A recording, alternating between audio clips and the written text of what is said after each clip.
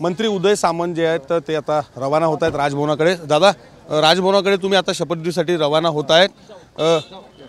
या ठिकाणी नेते जे आहेत ते रवाना तुम्ही होताय राजभवनावर। अजितदादांनी या ठिकाणी सांगितलेलं आहे की सर्व मंत्र्यांनी योगदान द्यावं, कारण सांगायचं नाही, कारण सांगितलं तर नाईलाज तो दुसरा निर्णय घेतल्यास गैरसमज करू नये।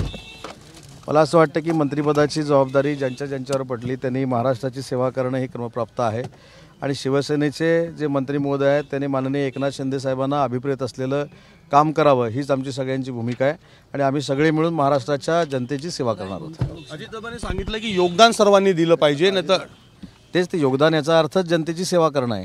11 डिसेंबरला झालेल्या दगडफेकीच्या विरोधात महाराष्ट्र बंदची हाक आनंदराज आंबेडकरांनी दिली। नाही, मला ते माहीत नाही, मी आता माहिती घेतो आणि बोलतो त्याच्यावर।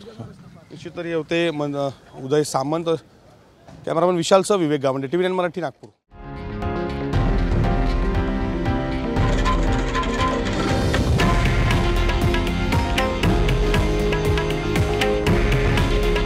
हे आहे देशातील नंबर 1 न्यूज नेटवर्क आणि आपण पाहत आहात TV9 मराठी।